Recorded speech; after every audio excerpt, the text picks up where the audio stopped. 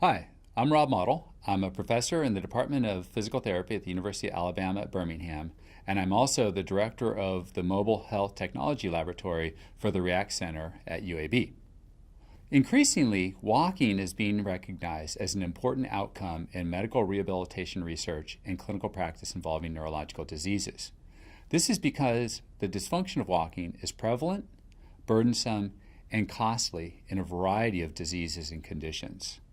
Further, walking is commonly used as a marker of disease and disability progression for monitoring the status of patients.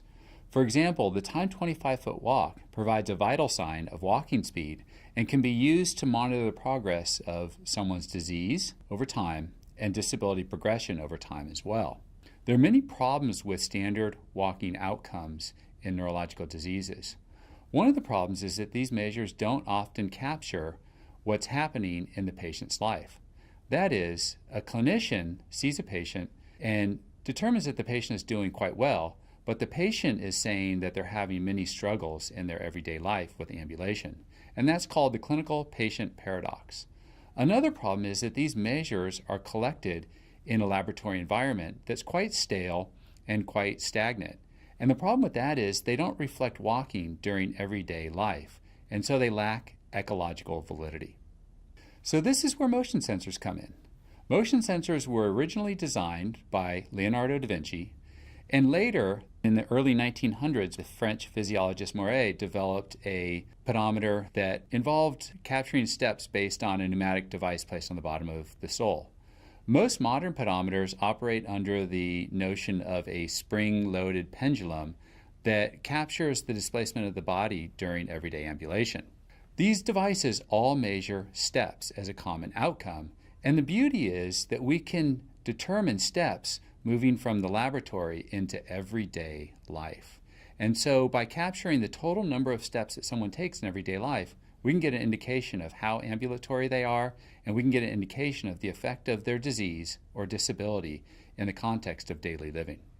So one of the key questions that we have to ask ourselves is, are these commercially available motion sensors accurate? And so these are data from a study that we did looking at the accuracy of spring-loaded pedometers in persons with multiple sclerosis.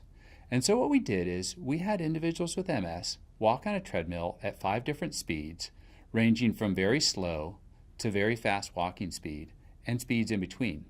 We had them wear these spring-loaded pedometer devices, and we measured their steps during these 5 bouts of walking and compared the data from the pedometer to the actual number of steps they took. What we found in this study is that these simple and inexpensive pedometers were accurate at normal, comfortable walking speeds and faster walking speeds, and that's diagrammed in the blue box here. When individuals were walking at slower walking speeds, these devices began to show some inaccuracy and a fair amount of error. There is increasing interest in other commercially available motion sensors, for example, the FitBit 1. And I'd like to talk to you about an example of the acceptability of these devices for use in clinical populations. So this is a study by Biogen IDEC and patients like me where they provided the FitBit 1 to about 250 patients. The interesting part about this study is they just wanted to see what these patients would do with the devices. 82% of the patients activated the device and authorized the device for data sharing. 95% of them provided tracking data over a 21-day period of wear time. Regarding the feedback, there was an average of 18.2 days of data that were collected, and on average there was 4,871 steps per day. This indicates that on average, individuals with MS were walking a fairly low number of steps. 88% of individuals said it was easy and they could incorporate it into their everyday life, and 83% of individuals said they would continue to use the device over a prolonged period of time. One of the interesting things out of this study was that 68% of individuals said the device was useful for understanding and managing their multiple sclerosis. Now, we became interested in examining the accuracy and the precision of motion sensors in multiple sclerosis. And we did this study because there's increasing options for smartphone applications and commercially available motion sensors for monitoring steps, and we wanted to know whether or not these devices were applicable in multiple sclerosis. So we recruited a sample that on average was about 50 years of age. They had a normal body weight. They had an MS duration of about 11 years. They had a median EDSS score, or disability status score, of 3.0, indicating they had mild to moderate disability. And they generally walked at about 2.7 miles per hour. And I just explained these data to give you some indication of the demographic and clinical characteristics of the sample in this study. We used a variety of devices. We started off with a DigiWalker spring-loaded SW200 pedometer, which is very inexpensive at $200 a piece. We then moved into more commercially available devices, such as the Jawbone Up 2 and the Jawbone Up Move, as well as the FitBit Flex and the FitBit One. And then we moved into phone apps, such as the Health app on Apple, the Withings app, and a third app called Moves. And these devices, some of them are worn on the wrist, others are worn on the hip, and then the others are on the phone. And in this context, we made individuals wear the phone in their front pocket as a very standardized and common place for utilizing this app. So the protocol in this study is, first we wanted to determine usual walking speed. That is the speed that someone would undertake during everyday life. So to do this, we had individuals do 4 overground walking trials of the timed 25-foot walk, and we had them do this at their normal, comfortable speed. We then had them undertake a treadmill adaptation protocol. This involved walking at their comfortable speed for 1 to 5 minutes on a treadmill, just to get used to the treadmill and to help them walk more normally. The protocol itself involved individuals doing 2 trials of walking 500 steps, and we recorded the number of steps using a hand tally counter and 2 recorders, as well as looking at the steps taken from the different devices. The results of this study are quite interesting. First and foremost, we found that the FitBit One had the lowest amount of error at only missing 2% of the actual steps taken across all participants.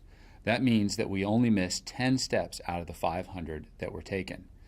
The other devices had increasing amounts of error, with the next in line being the Health app from the Apple and the Health Mate app from Withings, and those had 2.7 and 3.5% error. Then the Jawbone Up 2 had 3.9% error. The other thing we looked at besides accuracy is precision. We wanted to know not only how on target these were, but how much variability there was in the data. And what we found is that the standard deviation of the FitBit One was quite small at 16.4, and the coefficient of variation was essentially 0, indicating that the FitBit One not only was accurate, but was very, very precise. We further found that the other devices had increasing amounts of imprecision. That is, when you look at the standard deviation, they all started to grow quite large compared to the amount of error. And that indicates that while they might have been accurate, the variability around the mean score was increasingly getting larger and larger and larger, and so we suffer with the problem of precision. This is a figure showing essentially the same thing. And if you look in the middle of the figure, you'll see the FitBit One showing that it almost overlaps with 500 steps, and the bars around that blue dot in the middle are quite small, showing again it has a high degree of accuracy and precision. When you look at all the other data, you'll see that the bars around the dots become increasingly larger, showing a greater degree of imprecision. And lastly, we wanted to know what were some of the factors that might explain variability in the data. That is, what are some of the factors that explain the error? And what we found is usual walking speed, that is, the individual's normal everyday walking speed, was the only variable that mattered. And it only explained the error in 2 of our devices. That is, individuals who walked very slowly had higher amounts of error with the DigiWalker pedometer from Yamax and the FitBit One from FitBit. So the take-home message: steps per day can be measured accurately and precisely if you use the correct device at the correct location. So the best device seems to be the FitBit One, and that device is worn at the waist. And this is important because that closely maps with the center of the body, or the center of movement of the body during everyday ambulation. This suggests that there are many applications of these devices in clinical research and practice. That is, steps per day can be accurately recorded and measured, and so researchers and clinicians can monitor this in their patients to determine ambulation in everyday life. We might even think about some monitoring systems. That is, can these devices be used within a system that sort of monitors whether or not an individual is having a problem during their everyday ambulation, therefore detect a problem occurring and alert a physician or a clinician to see a patient to determine whether or not something clinical is happening with the disease. Lastly, there are some residual questions that need to be answered. We need to determine the comparative sensitivity of these devices for capturing real-life problems. We need to determine how much change in steps per day reflects a meaningful difference in a person's life. And lastly, we need to determine whether or not these devices can be used for informing clinical decision making. When we get answers to these last residual questions, we'll be in a much better place to put motion sensors into everyday monitoring of patients in clinical research and practice. The development and application of motion sensors is constantly evolving, and it's hard to keep up with all the changes that are occurring on a daily basis. If you're interested in learning more, please contact us at the React Center. Thanks so much.